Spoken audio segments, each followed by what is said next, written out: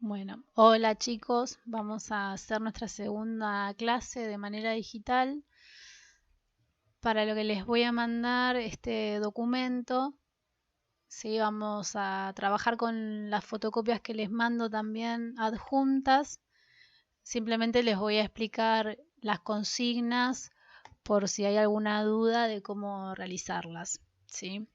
En el punto número 1 les pide que trabajen con una organización. Acuérdense cómo trabajamos la clase pasada, así que tomamos un kiosco, un supermercado, la escuela, cualquier organización que ustedes quieran, que conozcan bien, como para que puedan completar todos los incisos. En el punto A, entonces, vamos a poner el conjunto de elementos que conforman la organización. Pueden tomar como ejemplo el trabajo que hicimos la clase pasada.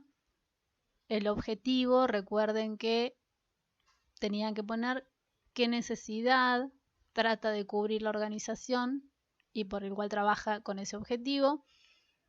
Cuando hablamos de fines, definíamos fines de lucro o sin fines de lucro y si es formal o informal iba a depender del tipo de grupo que se formaba.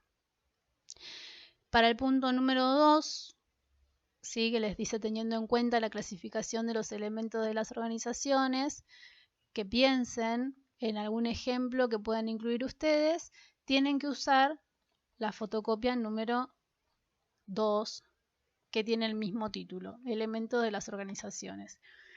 En esta copia les divide los elementos en recursos materiales, humanos, tecnológicos, naturales y energéticos, ideas, conocimiento e información, marcas, nombres, nombre y prestigio. Entonces, ¿qué es lo que les pide la consigna? Que con esa organización que trabajaron en el punto número 1 puedan decir cuáles son sus recursos materiales. Dentro de los recursos materiales tienen que poder decir cuáles son las materias primas, cuáles son las maquinarias de esa empresa o de esa organización, los inmuebles y el dinero que aportan. Con respecto al dinero, pueden poner que lo aportan los dueños o, en el caso de que ustedes conozcan la forma de organización, si esa organización, por ejemplo, pide un préstamo a un banco, si tiene una financiación externa, pero con poner que el dinero viene de los socios o de los dueños de la organización es suficiente. Con respecto a los recursos humanos, ya los estuvimos hablando en la clase pasada, van a poner cuáles son los cargos que se ocupan dentro de esa organización que eligieron. Los recursos tecnológicos pueden poner, por ejemplo, si fuese el colegio, los equipos, los recursos tecnológicos va a ser, por ejemplo, la sala de computación y todos los programas que se utilicen dentro de la sala de computación para que se pueda desarrollar la actividad y demás. Y en los recursos naturales y energéticos, todos los servicios que a la organización le permitan funcionar. En este caso, no sé, Edesur, el gas, la electricidad. Ideas, conocimiento e información, entonces es la capacitación que recibe cada persona que trabaja dentro de la organización para poder realizar su tarea. ¿Sí? Dependiendo del cargo, la capacitación va a ser distinta y va a ser más necesaria, menos necesaria, más recurrente, menos recurrente. En el último elemento tienen marcas, nombre y prestigio, y entonces ahí tienen que poner el nombre de la marca de la empresa, por ejemplo, Coca-Cola. La marca es Coca-Cola, el nombre va a ser Coca-Cola Company y el prestigio se lo va a dar el renombre que tenga esa organización dentro de la sociedad donde está inmersa. Por ejemplo, Coca-Cola tiene un buen prestigio porque es renombrada mundialmente, porque es reconocida, porque la eligen por sobre otras marcas y demás, ¿sí? Cada uno con su organización que eligió en el primer punto tiene que lograr poner marca, nombre y prestigio de su empresa.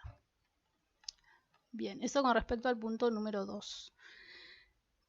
Con respecto al punto número 3, La consigna dice, existe una clasificación de organizaciones en general, la cual aparece en esta bibliografía. ¿Sí? Y la clasificación es según la estructura, el objetivo, la actitud frente a los cambios y la actitud del ejecutivo a cargo de la organización. Entonces, lo que ustedes deben hacer es poder clasificar a la organización que eligieron en esta clasificación. En el primer punto, según la estructura, van a decir si es formal o informal, que es lo mismo que estuvimos hablando en la clase pasada. Según el objetivo, entonces, si es con fines de lucro o sin fines de lucro, y dentro de las fines de lucro, si fuera sin fines de lucro, tienen que decir si es del tipo orientado a la educación, si está dedicada a educar de otra manera, como en las organizaciones industriales, o si son voluntarias, como habíamos visto en la clase pasada con, por ejemplo, los bomberos voluntarios.